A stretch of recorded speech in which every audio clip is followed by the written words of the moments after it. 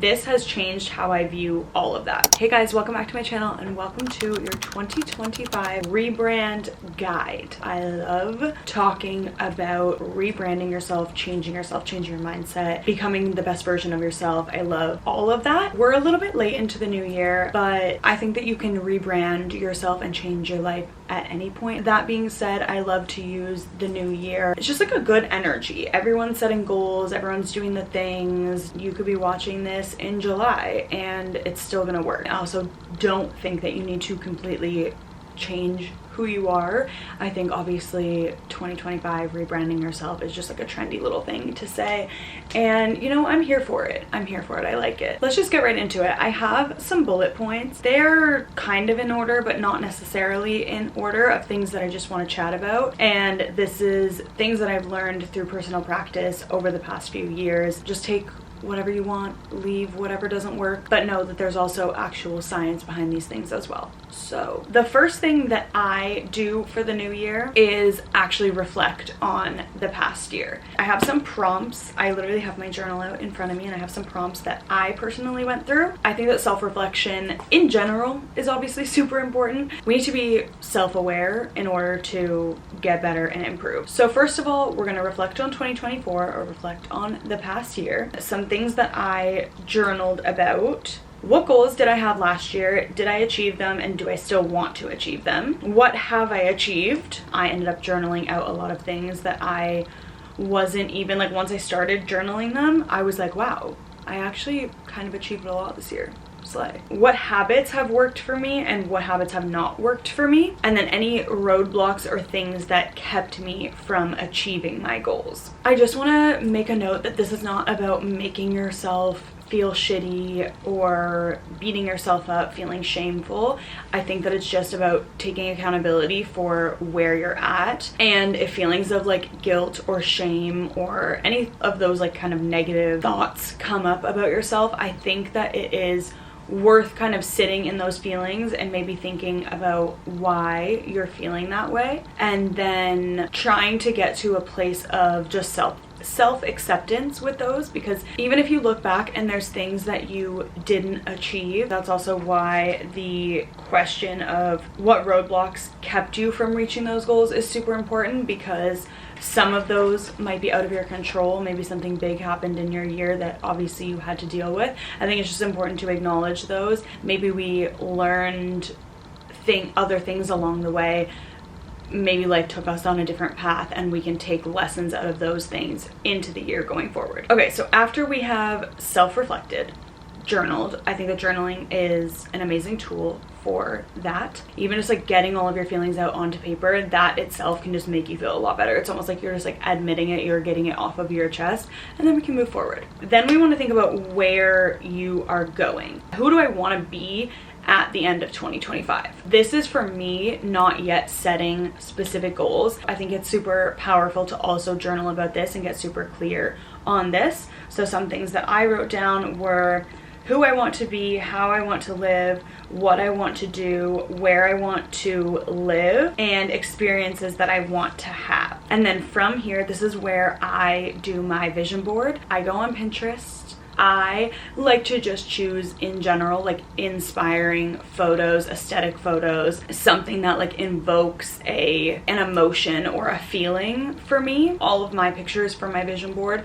just like represent something for me, make me feel a type of way. What I have done in the past is I'll go on Canva and I'll just like put all the Pinterest photos onto my Canva and quotes and things like that onto Canva, and I'll make a laptop like desktop background wallpaper, and then I also do one for my phone. However, this year I actually went and printed a bunch of my Pinterest photos, cut them all out, and then put them on an actual vision board. Just did it with my best friend last night. I am so excited to have the physical vision board. I'm in my room right now. Obviously my bed is this way. I have a blank wall here, and so I'm gonna I need to still hang it, but I'm gonna hang it on my blank wall directly across from my bed so that I'm looking at it all of the time. I printed all the pictures from Pinterest, and then I went and bought a frame. We spent the night last night cutting out all the pictures, like gluing them to the poster board and whatever, and like talking about our goals. It was just her and I. It was just like so nice. So highly recommend like actually doing that. I think like the whole night with someone that you trust and feel really good and inspired and motivated around can be super powerful. So I'm going to show you my vision board quickly. This is her, and I'm very excited to have it on my wall. And then as the year goes, I can always print more pictures, keep adding to it. I just feel so inspired looking at this. Okay, so now that we have kind of like the vibe of who we want to be, now is when I like to set specific goals. I feel like everyone has heard of SMART goals at this point. SMART is an acronym that stands for specific, measurable, achievable, relevant, and time bound. I also like to break down my goals into different categories. I will make SMART goals for each of these categories: personal development, relationships, finances, career or business, and health. I want to be able to look back at the end of the year or early next year and be able to say, did I achieve this, yes or no? A non-SMART goal might be, I want to work out more. Whereas a SMART goal might be, I want to do 2 Pilates classes per week, every single week. This, I think, is also when you can kind of go back to your self-reflections on the past year and look at why you didn't achieve certain goals or what goals you didn't achieve. And this can help you set goals for the year going forward and make sure that it's something that is achievable. With your goals, you can also think about habits. So if you're thinking about the person that you want to be by the end of the year, what habits would that person have? Using ChatGPT for all of these can be super helpful. Maybe if you're having trouble coming up with like a specific goal, a SMART goal, you could say, I don't know, this is my intention for the new year. What would be a SMART goal that aligns with that or that will get me there? And then I think you could also use ChatGPT to say, okay, if this is my SMART goal, what habits, or if this is the type of person that I want to be, if you take your intentions and your visual, you say, this is the type of person that I want to be, this is who I want to be, this is what I want to achieve by the end of the year, and break it down and ask it, what do my daily habits need to be to achieve these things? What do my weekly habits need to be to achieve these things or to do these things? The next point that I want to talk about is manifestation. So we've set our goals. We are super specific on the person that we want to be. If you want to become an entire different person by the end of the year, if you are rebranding yourself to be a different person by the end of the year, you need to change your identity. You need to change your mindset. Something that I think is really interesting, and this has changed how I look at changing my habits, becoming better, achieving any sort of goal. This has changed how I view all of that. Knowing that the conscious brain, so what we're aware of, is responsible for only 5% of what we actually do every day. Your subconscious brain, your programming, your patterns, your habits that you already have, that you have had for the past however many years of your life, are responsible for 95% of your actions and who you are every single day. When I learned this, it still just blows my mind, because you can be aware that you don't want to continue a certain habit, that you don't want to be a certain way, but until you change that subconscious programming, you can't actually be the new version of yourself. I'm going to use this example because I think it's just an easy example. If you don't work out right now and you want to become a workout girl or a workout boy, you need to rewire your brain to become a workout girl. Your subconscious thoughts, feelings, patterns of how you act, habits of how you act, what you eat, what you do in your everyday life, your schedule, how you spend your days, that is who you are right now. In order to become the person that you want to be by the end of the year, you need to rewire all of those thoughts, all of those feelings. You need to program yourself with the thoughts, feelings, patterns, habits that a person who is a workout girl, is a workout boy, would have, the actions that they would take, the habits that they would have, the things that they would be eating, but it's like the mindset that they would have. Before the actions comes the mindset. So if you're trying to be a fitness girl this year, you need to start thinking about how would you think, how would you feel if you already were that fitness girl. Whatever it is, whatever your goals are, you need to start thinking about what would that person do. With manifestation, you need to assume that it is already done, meaning you need to assume you have that thing already. You need to feel into the feelings of the person, the version of you that you are when you have all of those things, when you have attained all of these goals already. There is so many different methods of rewiring your brain. If you are interested in what I'm talking about, or if you've never heard this before, I really highly encourage you to look into rewiring your subconscious brain. And there's so many different methods that you can do this in.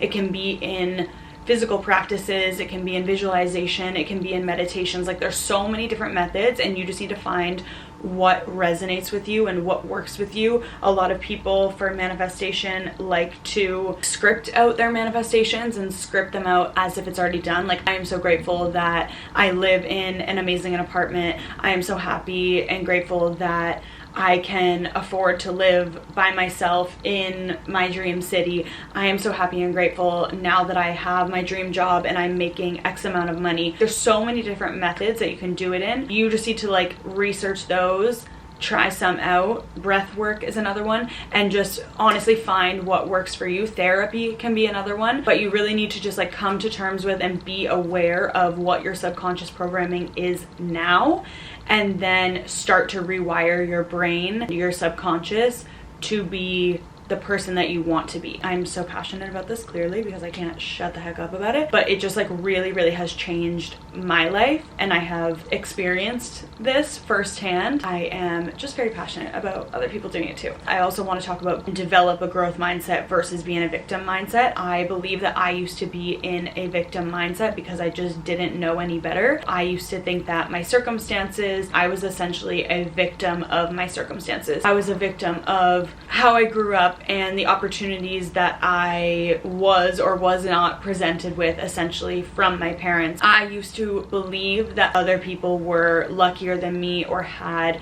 better opportunities than I had, maybe had better support than I had. Through learning about manifestation, spirituality, the subconscious versus the conscious mind, I have been able to accept all of the things that happened to me and learned to take the lessons out of that. Maybe I wasn't given as many opportunities as other people were, but an amazing lesson that I learned out of that is I have learned to work really hard, and I have developed a lot of self-trust. Everything that I have and everything that I have achieved is, I know, solely from my hard work. I think that it can be easy to compare yourself to other people and say, like, this person had XYZ advantage, or it's easy for that person because of XYZ. It's like taking accountability off of yourself. There's lessons that you can take out of everything, and you just need to focus on those positive lessons. Through therapy and things, you can heal and you can come to terms with and accept